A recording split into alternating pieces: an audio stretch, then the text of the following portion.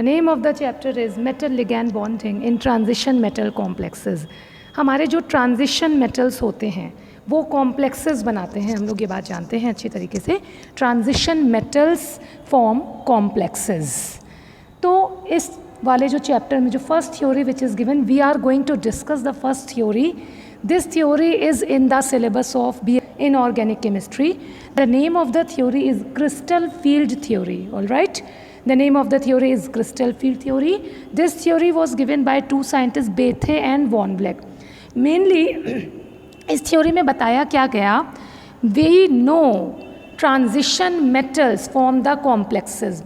We have studied this topic in detail in BSc second year. Transition metals जो होते हैं वो complexes बनाते हैं. When the transition metals form complexes, how they form complexes? By the combination with ligands. So which type of bonding is present between transition metal and ligand? This is explained in crystal field theory. एक बार फिर से समझ लीजिएगा, जो transition metals होते हैं they form complexes, वो complex बनाते हैं. कैसे बनाते हैं? ट्रांजिशन मेटल है, अकेले तो कॉम्प्लेक्स नहीं बन जाएगा. कॉम्प्लेक्सेस के बारे में डिटेल में हम लोग पढ़ चुके हैं लास्ट ईयर. तो when they combine with ligands, जब ये लिगैंड्स होते हैं, क्या होते हैं आपको मालूम है, लिगैंड्स के संग जुड़ते हैं. अब एक लिगैंड, दूसरा लिगैंड, तीसरा, फोर्थ लिगैंड, कई सारे लिगैंड्स जब जुड़ जाते हैं तो बन जाता है कॉम्प्लेक्स. अब ये जो बॉन्डिंग हो रही है हम लोगों को मालूम है, यही इसी के बॉन्डिंग के बारे में डिटेल में इस थ्योरी में बताया गया है. ऑलराइट, तो हम लोग इसको देखेंगे. देखिए, in this theory d orbitals of the metal ion are focused. इस थ्योरी में मेटल आयन के डी ऑर्बिटल्स को केवल फोकस किया गया है, एस एंड पी ऑर्बिटल से कोई मतलब नहीं है. ठीक है, अब देखिएगा, सबसे पहले सपोज डी आपको समझा रही हूँ नॉर्मली. देखिएगा यहाँ से, मेटल जो ट्रांजिशन मेटल है, ट्रांजिशन मेटल अभी बैठा हुआ है. ट्रांजिशन मेटल आप लोग समझ सकते हैं, निकेल, कोबाल्ट, कॉपर, कोई भी आप लोग पढ़ चुके हैं सेकेंड ईयर में. ट्रांजिशन मेटल है, ये हो सकता है आयन की फॉर्म में हो, +4 +2 हो, 3+ हो, कुछ भी फॉर्म में है. हम लोग यहाँ पे जनरल फॉर्म में Mn+. This is the transition metal ion. Transition metal ion. All right. अच्छा, in this case अभी कोई लिगैंड आकर जुड़ा नहीं है, complex is not form yet. अभी तक कोई कॉम्प्लेक्स नहीं बना है, अभी ये अकेला है. तो इस थ्योरी के अकॉर्डिंग इसमें जो d orbit, d sub shell is made up of 5d orbitals. We know this. तो इसमें डी के ऊपर फोकस किया गया, मैं बता चुकी हूँ आपको.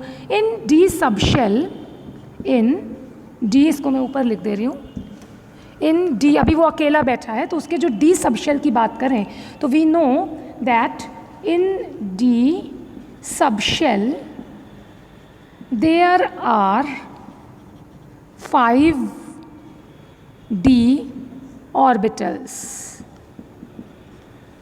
इन d sub shell there are 5d orbitals. हम लोग जानते हैं क्या नेम होते हैं इनके, dx²y², dz², dxy, dyz and dzx. These are the 5d orbitals which are present in the d subshell. कौन कौन सा? dx²y², dz², dxy, dyz. This is written dyz. हम लोग नीचे भी लिख सकते हैं इसको, dyz and dzx. These are the 5d orbitals. अगर हम लोग इनकी ज्योमेट्री देखें तो जो dx²y² and dxy, dx²y² and dz², ये एक्सियल ऑर्बिटल्स हैं, ये एक्सिस पे होते हैं. These are axial orbitals and dxy, dyz and dzx, ये कहाँ पे होते हैं? एक्सिस के बीच में होते हैं. x और y के बीच में xy, y और z एक्सिस के बीच में yz and z और x एक्सिस के बीच में xz. So these are non axial orbitals. ये चीज़ हम लोग को मालूम होनी चाहिए पहले से कि वो वाले कौन से एक्सियल हैं, यानी वो एक्सिस पे हैं, and these are non axial, यानी ये एक्सिस के बीच में है. ऑलराइट, तो ये है, इस तरीके से हमारा ये कंसेप्ट है, ये हमें मालूम चल गया. अब क्या होता है कि इसको रफ कर दे रही हूँ, ये हमारे दिमाग में हमेशा रहना चाहिए कौन से एक्सिस पे हैं और कौन से एक्सिस के बीच में हैं, ठीक है। अब क्या होता है कि अभी तक, अब इसको रफ कर देते हैं, इसकी कोई ज़रूरत नहीं है। हाँ, जब ट्रांजिशन मेटल आयन अभी अकेला है, कोई लिगैंड नहीं है, in this case all the 5, यहाँ से लिख देते हैं इधर से, all the 5 d orbitals are degenerate, that is having same energy। अभी इसके जो 5d ऑर्बिटल्स हैं उनकी, दिस इज रिटन डीजनरेट, उनकी जो एनर्जी है वो सेम है, उनकी जो एनर्जी है वो अभी सेम है। But when the ligands approach the central metal ion, जब ligands आएंगे, अच्छा एक चीज़ और, इस थ्योरी में सेंट्रल मेटल और लिगैंड्स को पॉइंट चार्जेस अज्यूम किया गया है कि these are point charges, points बड़े नहीं हैं, पॉइंट चार्जेस के फॉर्म में इनको अज्यूम किया गया है। जब लिगैंड्स आएंगे, लिगैंड्स होते क्या हैं, क्या कंडीशन होती है, which groups can act as ligands, ligands should have a negative charge, or if they are neutral they should have a lone pair of electron। what we know, ligands क्या होते हैं, are the species containing lone pair of, lone pair आप पता हो या non bonding जिनको बोलते हैं, lone pair of इलेक्ट्रॉन्स, जिनके पास एक्स्ट्रा इलेक्ट्रॉन के पेयर्स हैं जो बॉन्डिंग नहीं कर रहे हैं, एक्स्ट्रा पेयर्स हैं, वही लिगैंड का काम करते हैं। तो लिगैंड्स यानी कि कैसे हैं, माइनस, इन पर क्या है, इलेक्ट्रॉन्स हैं। हो सकता है कि वो नेगेटिव आयन हो, जैसे cyanide ion minus, this can act as a good ligand, chloride ion minus, it can also act as a good ligand। Similarly, at the place of cyanide, chloride, these are negatively charged ions। At the place of negative ions, neutral molecules, for example ammonia, because N has a lone pair of electron, water, oxygen has 2 lone pairs of electrons। तो ammonia, water etcetera neutral molecules can also act like a ligand, वो भी ligand का काम कर सकते हैं क्योंकि उनके पास लोन पेयर ऑफ इलेक्ट्रॉन्स रखे हुए हैं, भले ही वो न्यूट्रल, और जो नेगेटिवली चार्ज हैं तो नेगेटिव साइन का मतलब ही है कि उनके पास एक्स्ट्रा इलेक्ट्रॉन्स हैं। तो जब लिगैंड मेटल से जुड़ने के लिए आते हैं तो इनके जो लोन पेयर इलेक्ट्रॉन्स हैं, इनके पास जो इलेक्ट्रॉन्स हैं वो, और जो मेटल के डी ऑर्बिटल्स में जो इलेक्ट्रॉन्स हैं वो, उन दोनों के बीच एक रिपल्शन, पहले तो अट्रैक्शन होगा क्योंकि ये पॉजिटिव है वो नेगेटिव है, तो अट्रैक्शन की वजह से पास आएंगे, लेकिन जब पास आएंगे एक लिमिट से ज़्यादा तो इनके इलेक्ट्रॉन और इनके इलेक्ट्रॉनों के बीच में एक रिपल्शन हो जाता है। ऑलराइट, क्या हो रहा है, सबसे पहले metal ions attract the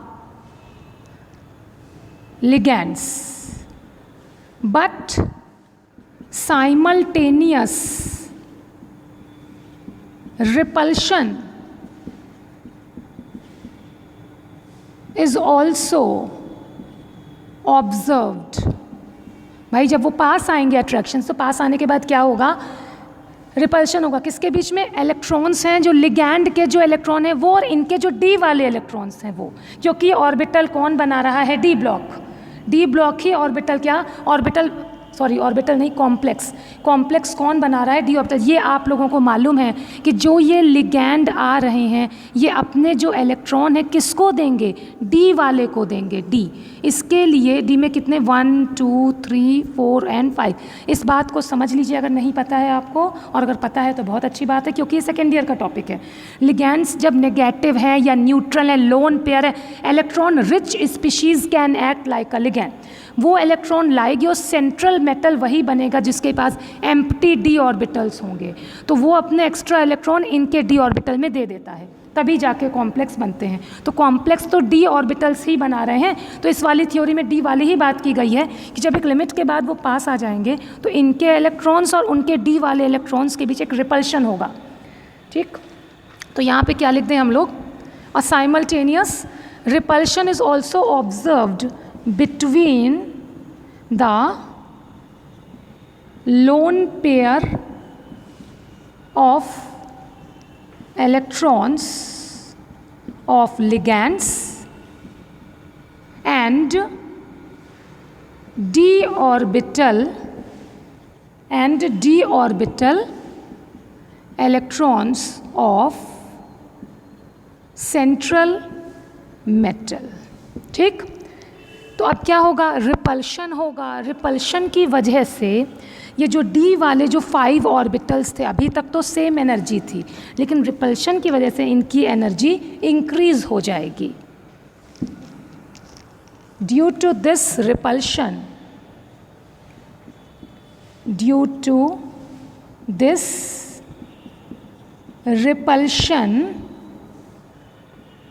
the energy of these 5 d orbitals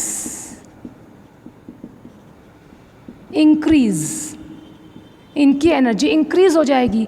अब उसमें भी 5 ऑर्बिटल्स थे, पांचों की एनर्जी इंक्रीज हो गई। उसमें भी जो ऑर्बिटल्स लिगैंड के पास हैं उनकी ज़्यादा इंक्रीज हो जाएगी, और जो लिगैंड से दूर हैं उनकी एनर्जी थोड़ा सा कम तेज़ी से इंक्रीज होगी। तो हम लोग इसको कैसे कह सकते हैं कि अब सबसे पहले देखिएगा, एक डायग्राम के थ्रू आपको बता रही हूँ। फर्स्ट ऑफ ऑल डी है 1 2 3 4 एंड 5, ये डी ऑर्बिटल्स हैं हमारे। फिर इनकी एनर्जी एकदम से बढ़ गई,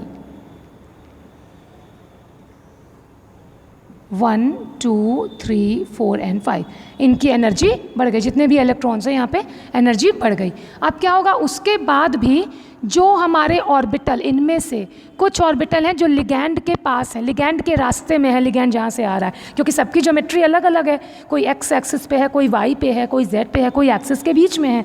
तो वो लिगैंड किस डायरेक्शन से आ रहा है, जो डायरेक्टली लिगैंड के सामने पड़ गए उनमें और लिगैंड में ज़्यादा रिपल्शन होगा तो उनकी एनर्जी ज़्यादा बढ़ जाएगी, और बाकियों में और उनमें कम रिपल्शन होगा तो उनकी कंपैरेटिवली कम बढ़ेगी। अब ये कैसे हम डिसाइड करें कौन सा लिगैंड के पास है, कौन सा लिगैंड से दूर है, ये हर एक कॉम्प्लेक्स की ज्योमेट्री पे डिपेंड करता है। जैसे अगर हम लोग ऑक्टाहेड्रल कॉम्प्लेक्सेस की बात करें, now we are going to see the case of octahedral, यहाँ लिख देती हूँ ऑक्टाहेड्रल कॉम्प्लेक्सेस को रफ कर देती हूँ और यहाँ लिख देती हूँ मैं, हाँ देखिएगा, ऑक्टाहेड्रल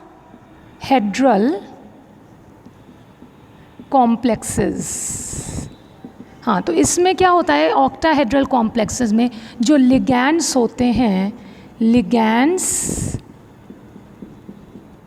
अप्रोच, ऑक्टाहेड्रल कॉम्प्लेक्सेस आप समझते होंगे व्हेन 6 लिगैंड्स आर प्रेजेंट, ठीक है।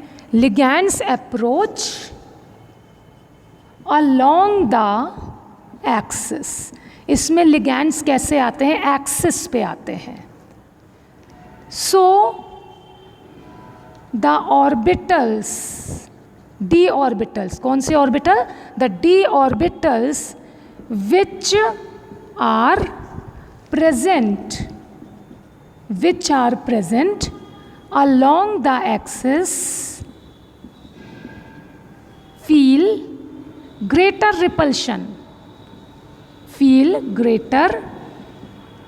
repulsion and possess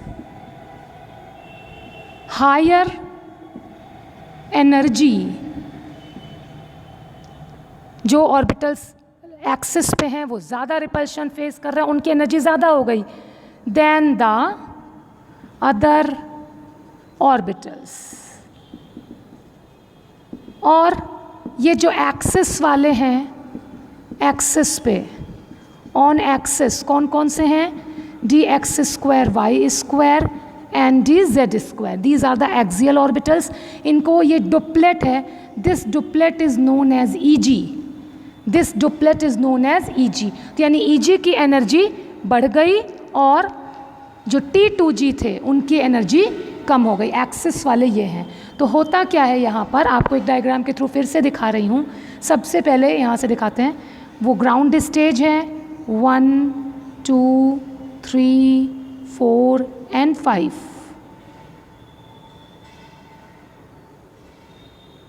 हाँ, इसको यहाँ पे अटैच करके बना दीजिए ऑर्बिटल्स को। These are the 5 normal orbitals, फिर इनकी एनर्जी बढ़ गई. Now 1 2 3 4 and 5. अब उसके बाद क्या हुआ,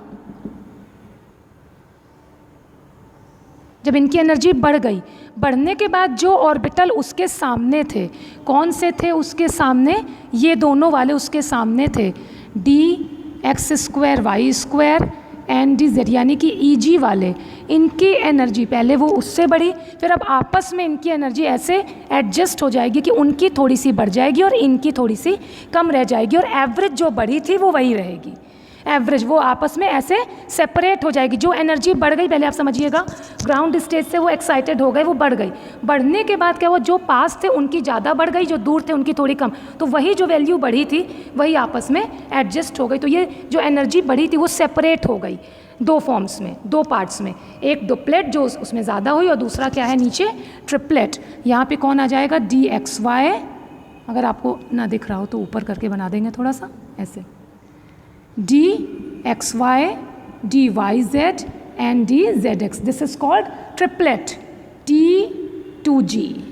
उनकी जो बढ़ी तो कितनी बढ़ी, 6dq बढ़ गई, और इनकी जो कम हुई तो कितनी कम हो गई, 4dq कम हो गई. तो इस चीज़ को हम लोग लिख लेते हैं यहाँ पर. उनकी जो बढ़ेगी तो ये +6dq, और इनकी जो कम होगी -4dq कम हो जाएगी. This is the concept for octahedral complexes. देख सकते हैं आप लोग इस तरीके से डायग्राम को, कि क्या हुआ. एक बार आपको फिर से बताते हैं कि हम लोगों ने सबसे पहली बात क्रिस्टल फील्ड थ्योरी जो कहती है वो कहती है. ऑक्टाहेड्रल के बारे में बात करते हैं. देखिए होता क्या है, हमारा जो सेंट्रल मेटल आयन है अभी अकेला है, तो उसके जितने भी डी ऑर्बिटल्स हैं सबकी एनर्जी सेम है. जब लिगैंड्स आएंगे कॉम्प्लेक्स बनाने के लिए, अब क्या होगा, लिगैंड खुद क्या है, नेगेटिव. उनके पास के भले नेगेटिव चार्ज हो या ना, उनके पास इलेक्ट्रॉन है, एक्स्ट्रा इलेक्ट्रॉन्स. एक्स्ट्रा इलेक्ट्रॉन्स को वो सेंट्रल मेटल को देने के लिए आ रहे हैं. तो पहले तो दोनों में अट्रैक्शन हुआ, लिगैंड छोटे हैं, ये भी छोटे साइज़ के हैं, और लिगैंड को अट्रैक्ट करते हैं उनके इलेक्ट्रॉन्स की वजह से. ये पॉजिटिव होते हैं सेंट्रल मेटल आयन. अट्रैक्शन के बाद जब वो पास आ जाते हैं तो साइमल्टेनियस रिपल्शन भी होता है. किसके किसके बीच, उनके भी इलेक्ट्रॉन है लिगैंड के, और इनके भी डी वाले इलेक्ट्रॉन्स के बीच simultaneous repulsion takes place. Repulsion के बाद क्या होगा कि एनर्जी इंक्रीज हो जाएगी, और एनर्जी जो इंक्रीज, एनर्जी एक साथ इंक्रीज हुई, फिर जो ऑर्बिटल्स लिगैंड के पास थे उनकी थोड़ी ज़्यादा इंक्रीज़ हो जाती है. तो वही जो इंक्रीज्ड एनर्जी थी दो पार्ट्स में सेपरेट हो जाती है. अब अगर ऑक्टाहेड्रल कॉम्प्लेक्सेस है तो ligands approach along the axis. तो जो ऑर्बिटल्स एक्सिस पे हैं उनकी एनर्जी ज़्यादा बढ़ जाएगी. कितनी बढ़ जाएगी, 6dq. उनको डुप्लेट हैं, दिस इज़ डुप्लेट, उनको Eg बोला गया है, ये ऑर्बिटल्स हैं. और जो ऑर्बिटल्स एक्सिस के बीच में हैं वो लिगैंड से दूर हैं, तो उनकी एनर्जी उसी में से कम हो गई, -4dq. ये कम हो गई. ये कौन से हैं, dxy, dyz and dzx. This is T2G, this is triplet.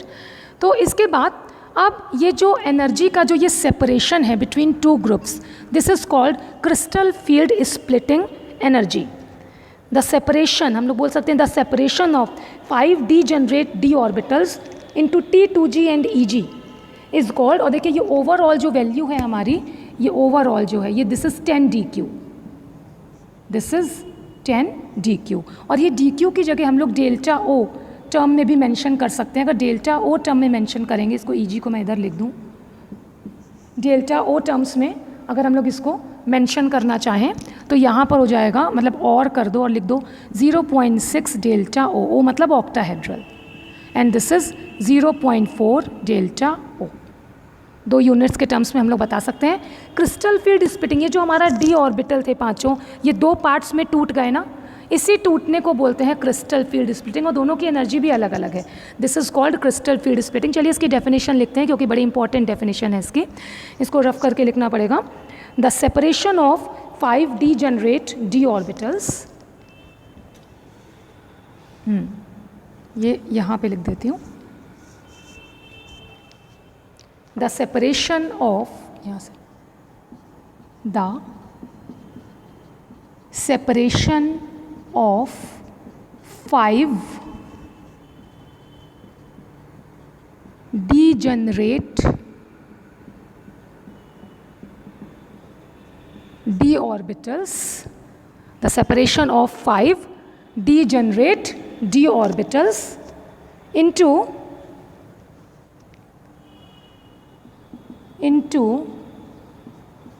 T2G and EG, दो सेट्स बने हमारे, into T2G and EG sets of different energies,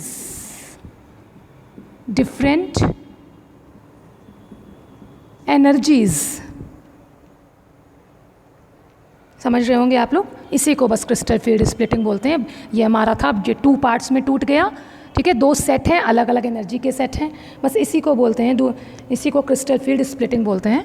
is called crystal field splitting. Crystal field splitting of d orbitals.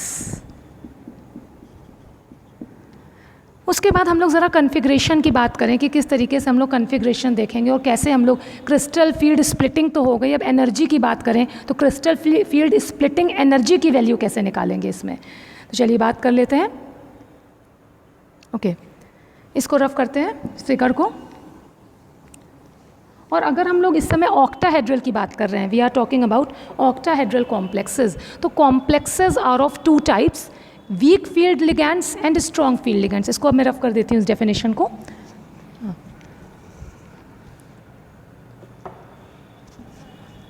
Filling of electrons, देखिए मैं heading लिख रही हूँ एक यहाँ से, filling of electrons and calculation of CFSE crystal field stabilizing energy, crystal field splitting energy भी आप बोल सकते हैं इसको। और देख, इसमें ये क्या होता है, जब हमारा कोई मेटल है, अगर उससे वीक लिगैंड्स जुड़े हैं, कौन से ligands are of 2 types, weak and strong. अगर वीक लिगैंड्स जुड़े हैं, या तो हो सकता है वीक लिगैंड्स जुड़े हों, या हमारे आयन से हो सकता है स्ट्रॉन्ग लिगैंड्स जुड़े हों। तो complexes are of 2 types, weak field ligands and strong field ligands. तो 1 बाय 1 हमें दोनों की बात करनी होगी। तो सबसे पहले चलिए वीक फील्ड लिगैंड्स की बात कर लेते हैं। वीक लिगैंड फील्ड में, वीक लिगैंड फील्ड, ये वीक हैं, तो इसमें पेयरिंग एनर्जी बहुत ज़्यादा है। पेयरिंग पहले नहीं होगी, पहले सब अनपेयर्ड फॉर्म में भरेंगे, तब वीक होगी, तब वो पूरी फिलिंग होगी। देखिए कैसे करना है हम लोगों को। अच्छा, एक चीज़ और, जब हमारा डी वाला जो 5 ऑर्बिटल्स थे वो 2 पार्ट्स में टूटे थे, EG एंड T2G। EG की एनर्जी कितनी ज़्यादा थी, 6dq, T2G की एनर्जी कितनी कम थी, 4dq। तो स्टेबिलिटी के लिए हमारा जो फर्स्ट इलेक्ट्रॉन जाएगा वो किस में जाएगा, लोअर एनर्जी में। हमें स्टेबल कॉम्प्लेक्स बनाना है, हायर एनर्जी में नहीं जाएगा, फर्स्ट कहाँ जाएगा, लोअर एनर्जी में। तो लोअर एनर्जी यानी हमको सबसे पहले यहाँ पे क्या बना लेना चाहिए, ऐसे करके, दिस इज़ T2G, और उसके बाद आप ऊपर बना दीजिए दिस इज़ EG, इसको नेम दे दीजिए EG, इसमें 2 ऑर्बिटल्स हैं, और उसके बाद वाले को नेम दे दीजिए T2G, इसमें 3 ऑर्बिटल्स हैं। एज़ यूजुअल हम लोगों को मालूम है, जब D1 की बात होगी तो पहला वाला कहाँ जाएगा, लोअर वाले एनर्जी में। इस तरीके से फिलिंग हो जाएगी हमारी। तो ये हो गया, और इसमें क्रिस्टल फील्ड स्प्लिटिंग एनर्जी जो निकलेगी, हम लोगों को मालूम है T2G में एनर्जी क्या थी हमारी, -4 हो रही थी, -4dq हो रही थी। तो जो फर्स्ट वाला इलेक्ट्रॉन गया तो आंसर क्या हो जाएगा, -4dq।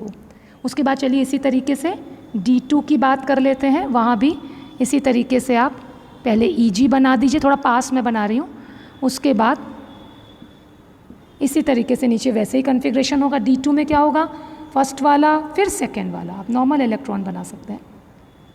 ऑलराइट, D2 इसमें चला गया, अब क्या हो जाएगा, तो -4 और -4 यानी कि यहाँ पर -8dq। इसी तरीके से हम D3 की बात भी कर सकते हैं।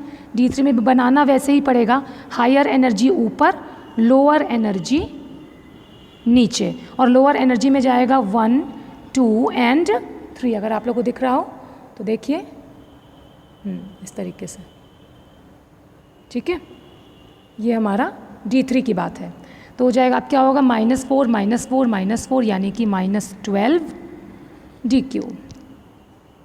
ऑलराइट, ऐसे ही D4 की बात भी कर सकते हैं, इस साइड कर लें। D4 की बात करें तो उसमें भी हमको इस तरीके से 2 बनाने पड़ेंगे, एक बनाना पड़ेगा। हम चाहें तो इस तरीके से भी निकाल सकते हैं, EG, और एक बनाना पड़ेगा T2G। तो आप सोचिए अब क्या है, अब यहाँ पे बहुत ध्यान देने वाली बात है, हमारा कॉम्प्लेक्स कैसा है। D3 तक तो सब में 1 1 1 हो गया। अब फोर्थ वाले में क्या है, अगर हमारा वीक फील्ड लिगैंड है, if the complex is weak field, तो D4 में पहले 1 2 3, अब फोर्थ वाला इधर जाएगा, पेयरिंग नहीं होगी, पेयरिंग एनर्जी बहुत हाई है इस समय, वो नहीं होगी, तो फोर्थ वाला ऊपर चला जाएगा। अब अगर हम CFSE की वैल्यू निकालें तो यहाँ लिख दे रही हूँ मैं, यहाँ आपको दिखाई देगा CFSE, तो कितना हो जाएगा, -4 -4 -4 यानी -12, और ऊपर वाले की वैल्यू क्या है, +6 फॉर ईच इलेक्ट्रॉन, तो +6 यानी कि -6 DQ। For D4 electron the value is -6 DQ। ऐसे ही D5 के लिए अगर हम लोग बात करें तो उसमें भी ऊपर EG और नीचे T2G, 5 हैं तो 1 2 3 4 एंड 5। अगेन अब क्या हो जाएगी CFSE हमारी, -4 -4 हमारा जो भी था, -4 यानी -12, और +6 और +6 यानी +12, यानी ओवरऑल जो हमारी वैल्यू आ जाएगी वो 0 हो जाएगी। -12 + 12 = 0 DQ D5 के लिए। ऑलराइट, दिख रहा है ना, दिस इज़ फॉर D5। बिल्कुल सिंपल सी बात है, जो वैल्यू है हम लोग वो लगा रहे हैं अपनी, और उसी तरीके से निकाल रहे हैं। इसी तरीके से D6 की बात के लिए मुझे अब इधर रफ करना पड़ेगा, सॉरी, इधर रफ करते हैं। चलिए, तो D6 अगर हमको फिलअप करना है, D6 देखिएगा, EG ऊपर है, T2G नीचे है, थोड़ा पास कर लेते हैं T2G को, बहुत नीचे बना हुआ है। EG ऊपर है और ये T2G बना है। देखिएगा D6 की बात हो रही है तो 1 2 3 4 5 और ये 6, अब पेयर्ड हो गया इलेक्ट्रॉन। अब जाएगा कहाँ आपका, क्योंकि सब 1 1 भर चुके हैं, तो अब यहाँ से नीचे से पेयरिंग स्टार्ट हो जाएगी।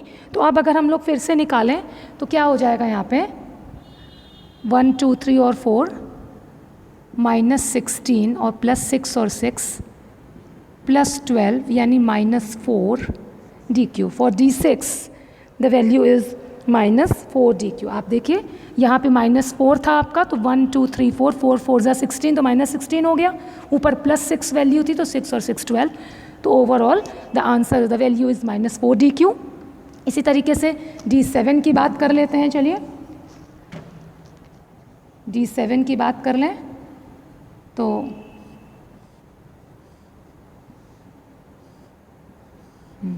ये लाइन आप चाहे बनाएं चाहे ना बनाएं, उससे कोई दिक्कत नहीं है, कोई दिक्कत नहीं है। इसमें ऊपर EG है। अब क्या होगा D7, तो 1 2 3 4 5 6 और फिर नेक्स्ट वाला पेयर्ड हो जाएगा। फिर हम CFSE की बात करें तो 5 है तो -20 हो जाएगा, +12 हो जाएगा, यानी कि -8 DQ। For D7 the value of CFSE is -8 DQ for D7। ऐसे ही आई थिंक कि अब आप लोग बहुत इजीली निकाल सकते हैं। D8 के लिए भी अगर आप निकालें, ये EG है एंड दिस इज़ T2G, 8 है तो 1 शुरुआत नीचे से ही होगी, 3 4 5 6 7 8, अगेन 6 हो गए तो -24 और 6 और 6 है तो ये 12। और अब अगर हम लोग इसको निकाल दें तो for D8 electrons this is -12 DQ। ऐसे ही D9 के लिए भी आप निकाल सकते हैं और D10 के लिए भी निकाल सकते हैं। D9 की बात कर लें अगर, D9 तो क्या हो जाएगा हमारा 1 2 3 4 5 6 7 8 एंड 9। अब अगर हम CFSE की वैल्यू निकालना चाहें -4 है और 6 हो गया, -24 प्लस 18, 6 है एक के लिए तो यो 3 है तो 18 हो जाएगा, तो -6 DQ फॉर D9, -6 DQ। बिल्कुल सिमिलर वे में D10 के लिए निकालें तो आप बताइए कितना आएगा। D10 की बात करें तो ये EG है और ये आपका T2G है, तो भर लेते हैं। चलिए 1, नेमिंग ज़रूर सब जगह आप कर दीजिएगा, EG नीचे वाला T2G, ऊपर वाला EG नीचे वाला T2G। 1 2 3 4 5 6 7 8 9 एंड 10। तो again -24 and +24 means 0 DQ for D10. So this was the configuration and these were the values of crystal field splitting energy in octahedral weak field ligand. Weak complex है, जब week ligands जुड़े हों तो क्या होगा, इस तरीके से हो जाएगा। चलिए थोड़ा सा आपको स्ट्रॉन्ग लिगैंड के बारे में, जब स्ट्रॉन्ग लिगैंड अगर जुड़े हों तो क्या डिफरेंस हो जाता है उसकी बात करते हैं। देखिए, when strong ligands are attached to the central metal ion, so the complex is called strong ligand field. Strong ligand, इसके लिए पूरा रफ करके आपको फिर से बता देते हैं।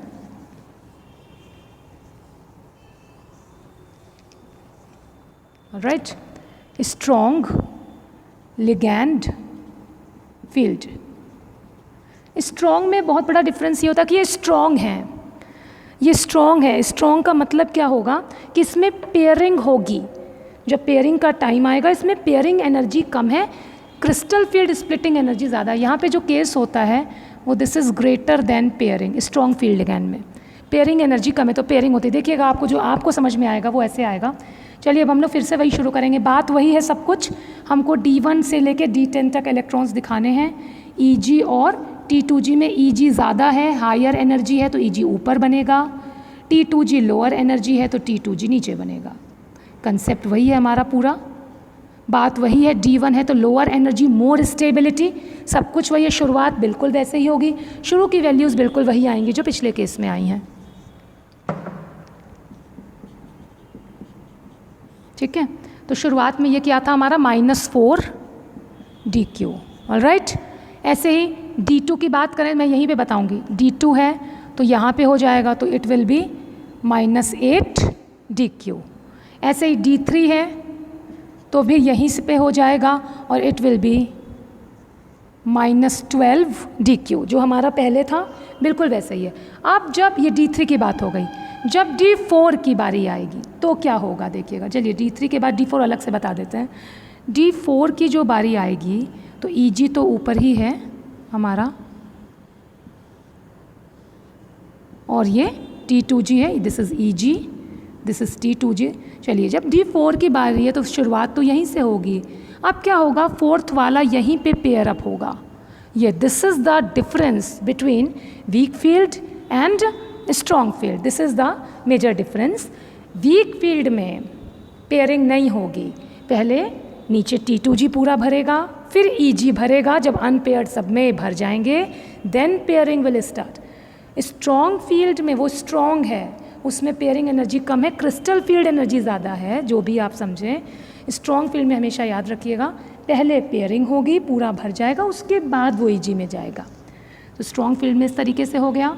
अब क्या होगा, -4 था तो अब कितने इलेक्ट्रॉन्स हो गए, यहाँ पे 4 हो गए, तो यानी कि ओवरऑल जो वैल्यू आ जाएगी -16 DQ। This is different.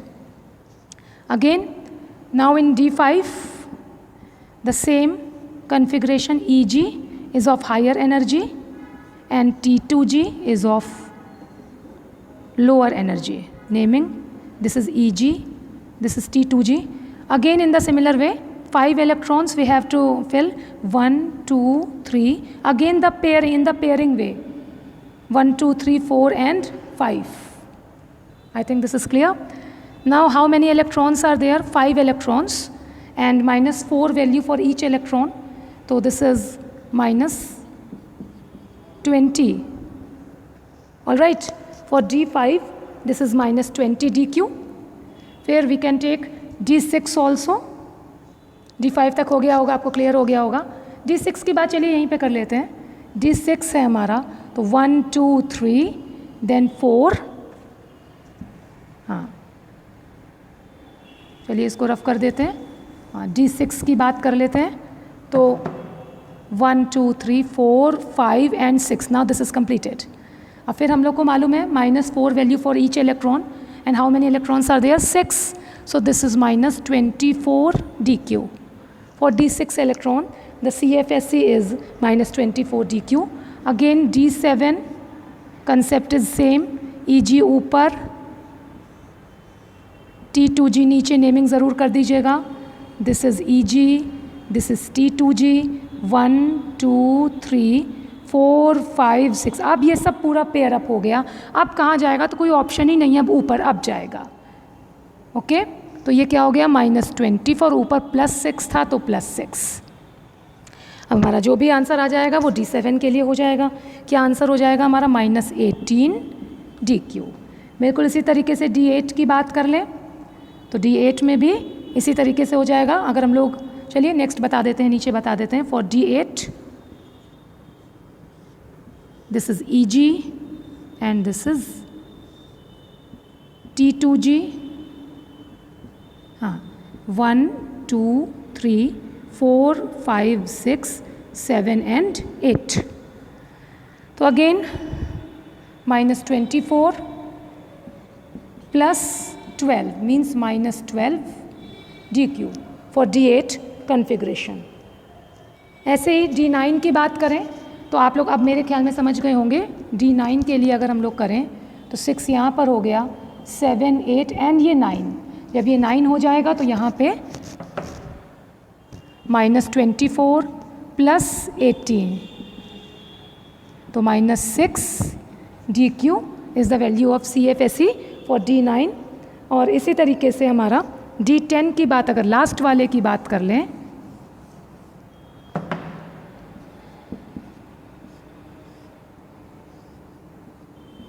This is Eg and this is T2g, तो अगेन 1 2 3 4 5 6 7 8 9 एंड 10। तो अब क्या हो जाएगा, 4 एंड 4 6 ज़ा 24, दिस इज -24 प्लस 6 है, 6 4 ज़ा 24 means 0। So the value of CFSE is 0 again. तो हम लोगों ने इस समय क्या देखा कि क्रिस्टल फील्ड थ्योरी, और हम लोगों ने स्पेशली कौन से केस में देखी जो बहुत इंपॉर्टेंट है हमारे लिए, octahedral complexes. We have seen the crystal field theory for octahedral complexes and we have seen how the value of crystal field stabilising energy is calculated. एक चीज़ और याद रखिएगा, when the number of unpaired electrons are greater, यानी कि weak field ligand वाले complexes थे, उनको क्या बोलते हैं, हाई स्पिन कॉम्प्लेक्सेस। और जिसमें अनपेयर्ड इलेक्ट्रॉन्स कम हो, पेयर्ड इलेक्ट्रॉन्स ज़्यादा हों, उनको क्या बोलते हैं, लो स्पिन कॉम्प्लेक्सेस। तो स्ट्रॉन्ग वाले क्या कहलाएंगे, लो स्पिन, और वीक वाले क्या कहलाएंगे, high spin complexes. So this was the topic related to the BSc third year in organic chemistry and very important topic, crystal field theory. Okay, so next topics we will be discussing in the next class. Okay, then bye bye.